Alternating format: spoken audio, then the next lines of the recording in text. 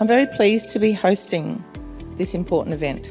It is fantastic that we are all together today to look at how do we support those communities and transform them into fantastic communities. Collaboration, which you will hear later this morning from June and others, unlocks the opportunities and innovation. It also presents complexities and challenges. Building our knowledge and capacity to meet these challenges is why we are all here today. Pretty delighted that the CHAPS program is in the Department of State Development, Manufacturing, Infrastructure and Planning. This is a really significant opportunity to make sure we can show to the community that government can work together.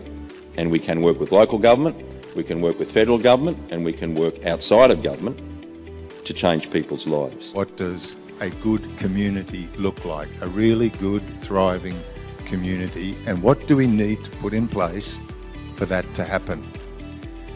So I think what we actually need to talk about is the mindset. What does the leadership that looks like in that space? And that's leadership from everybody about when do you step up, but also when do you step back and get out of the way to let things happen. And I think we would argue very, very strongly the actual answers are in the community.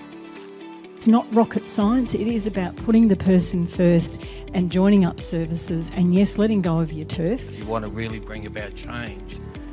People actually need to see the public value in the change that we're actually making, and there's nothing that's stopping us from working together, apart from the fact that there's a whole lot of history and tradition in how we actually do our work in silos.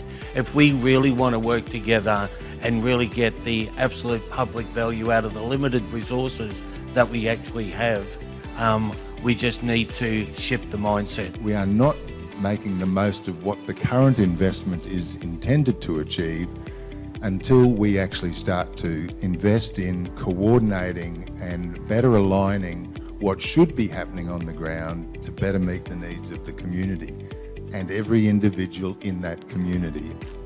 How often do we sit down around a table and have that conversation that helps us to get beyond our own self-interest and understand what we're in it together for and why we've made a commitment to trying to achieve that. So our whole goal in looking at the Doveton work from the beginning was about how we can demonstrate a very different way of working. What can we learn from that? What will make a difference? What won't make a difference? And then how we might look at taking that to scale. So we very much always use the term about from demonstration to scale.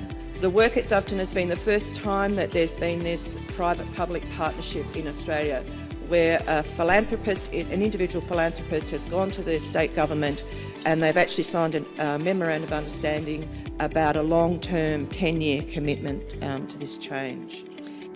And one of our key focuses was how do we, as businesses move into the area, capitalise on what the jobs will be, and then how do we work with the community and get them on that pathway? Local people, local jobs delivered by local agencies. We need quality leadership. It takes strong leadership on the ground for these things to work, really committed leadership, people that are prepared to change and take risk. Our vision, outcomes and service models co-designed with community and agency and sector partners. So we can come up with a vision. We've got a vision, every child and family succeeds in life. That's our vision. We believe all the decisions that we make, they need to be informed by data and evidence. So we need to have the evidence. We need to collect data. We need to stop doing things if the data tells us they're not making a difference. We KPI them to death. We actually forget to say this is about the person, this is person-centric.